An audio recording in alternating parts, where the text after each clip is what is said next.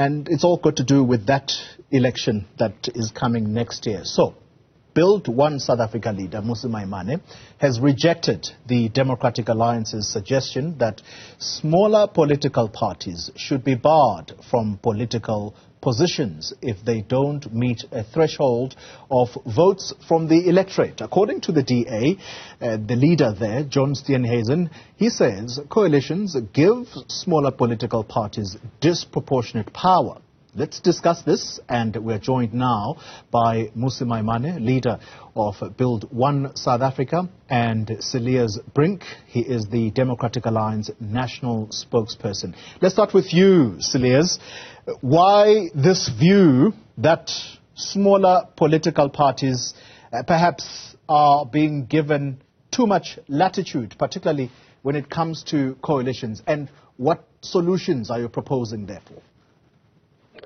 Well, it's not about small political parties being given too much power, although that's an aspect of it, I suppose. It's more about the chaos that you have when there are hordes of political parties and you're unable to put together a coherent coalition that can make effective decisions and that can constitute an effective government that can deliver on its mandate from the electorate. The other aspect, of course, is it's very difficult to hold so many party political leaders to account for their decisions if there are so many parties. You get the phenomenon that we've just seen in the city of Joburg, where one or two small parties hold the balance of power.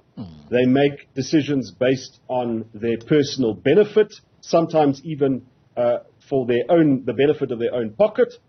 And they bring entire governments to a fall and make it very difficult for parties that do have significant support to land their policies in government. And how do people hold these small party leaders to account?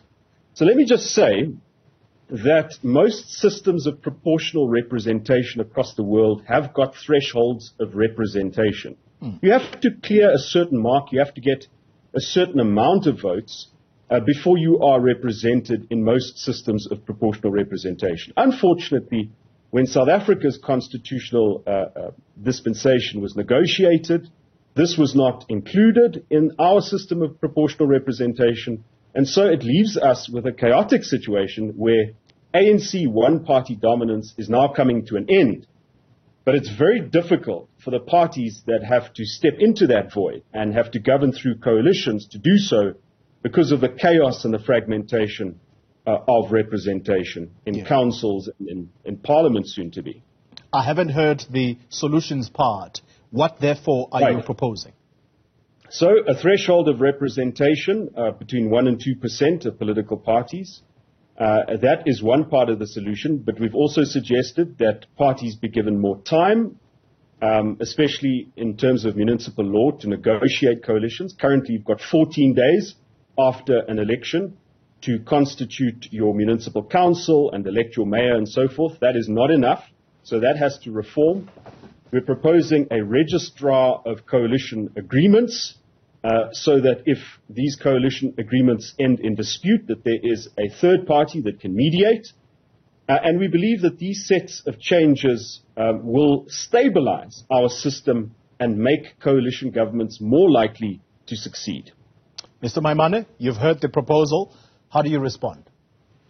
Good morning. And first of all, I want to outright reject this idea of some form of threshold, because actually it was mooted in the Constitutional Court. It was the DP back then that negotiated to say that the threshold needed to disappear, because frankly, it would have meant that the DP, which is the predecessor party to the DA, would not be in the position that it is in today, because it wouldn't have qualified at the threshold in 1994.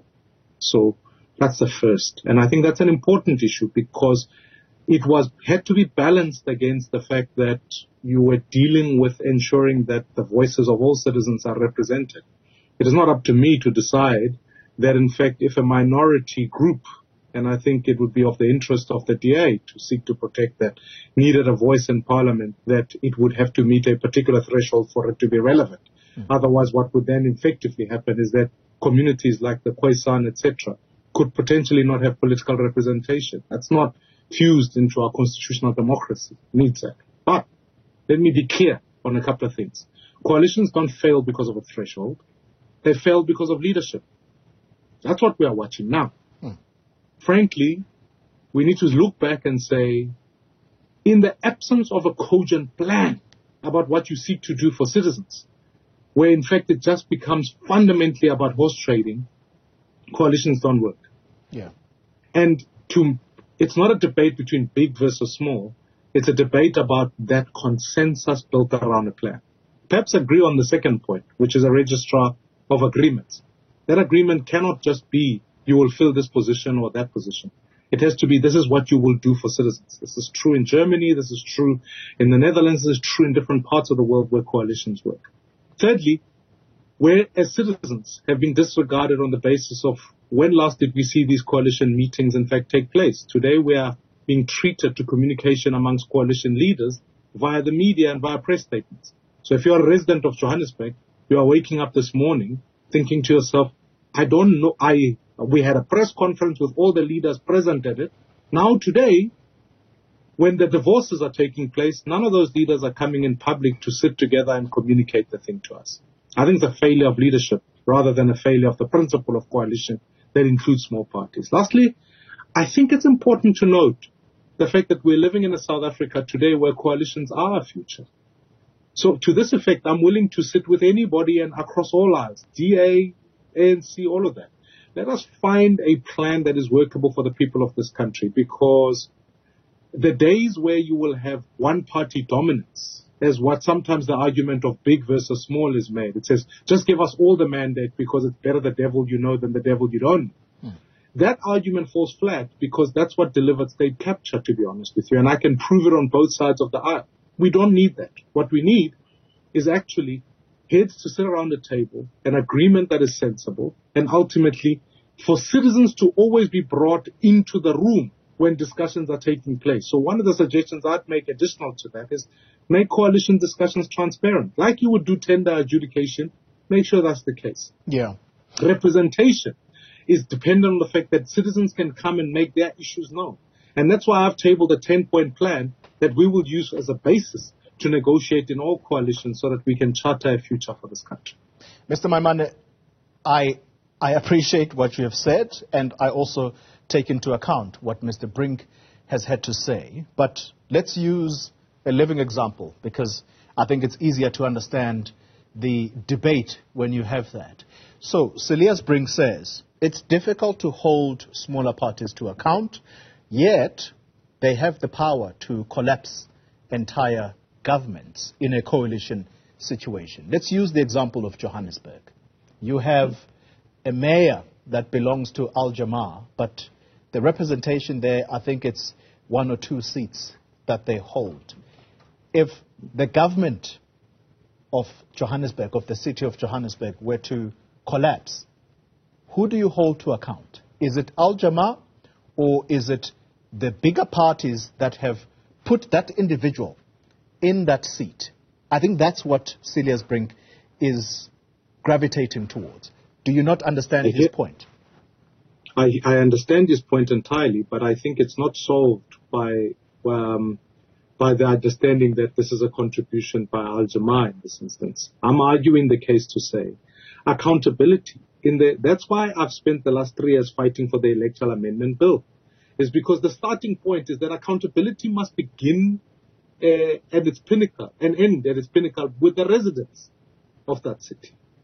Because at the end of the day, they gave a particular mandate to various parties, and they are insistent on the fact that a political system must be found upon which they are ultimately accountable. At this point in time, the political parties are accounting to each other as things stand. Al Jama did not vote for itself. It was voted in by a coalition of which the ANC is a part of in this instance. And we will see again in Ekurhuleni and Tshwane, another coalition vote in whoever they so choose. Okay. So the residents must recognize the fact that the political parties that have formed these coalitions, whether in front of them or behind the back doors, are what elected Al Jama. Okay. Not a function of... So to me, I think let's be clear about that. At a national level, if you don't have an electoral amendment bill that allows for a constituency-based system which is what I've been fighting for, then residents are the last to know when these things occur. But also, a political principle must be accountable to the people. Okay, but in the same breath, what I'm hearing from you is that citizens themselves are to blame for the situation that is unfolding in Johannesburg. Mr. Brink, let's come back to you. Mr. Maimane says that it's a lack of leadership that is manifesting in Johannesburg, and it is about to manifest in Tshwane right now. You were in charge in both instances.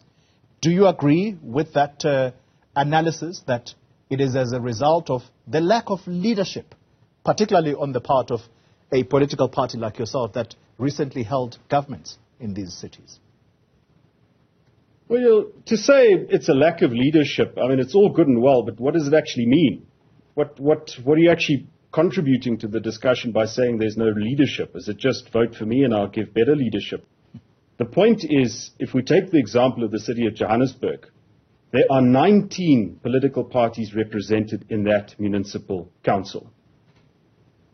51% of the parties are broadly aligned to the ANC, 49% of the parties are broadly aligned to the DA, and you had the Patriotic Alliance that was shifting between the two, depending on which party or which coalition could give it more benefits and more patronage in government. And, you know, the Patriotic Alliance and Gayton McKenzie was fairly open about this fact.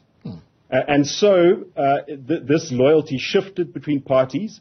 Now, if we were to say this is a failure of leadership, at what point did Mpho Phalatse fail in her leadership? At what point did the ANC fail in its leadership?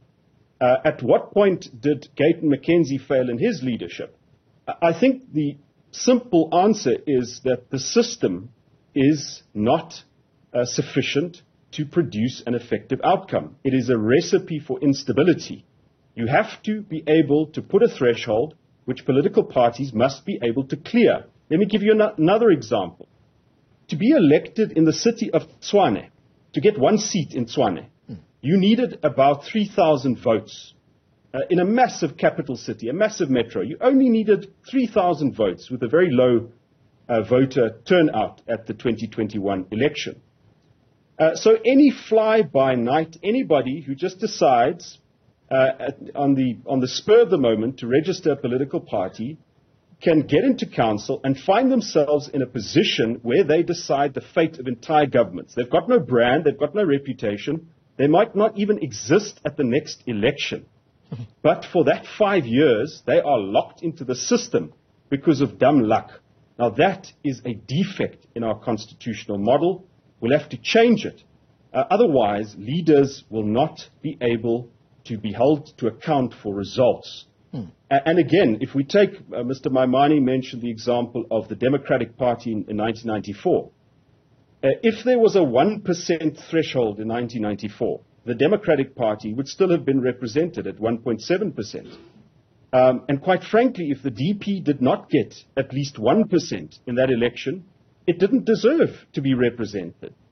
And so we've got to face the new reality. The reality is that the ANC's dominance is coming to an end. The system of proportional representation as it now stands was written for a period of continued ANC predominance. We are now living in the end of one-party dominance, and we have to make changes to our constitutional model to make it easy for coalitions to be formed, easier at least, and for the leaders of that coalition to be held to account by the voters. Mr. Maimane, concrete proposals moving forward? Well, I think we mustn't confuse national and local because they are not tiers, they are spheres.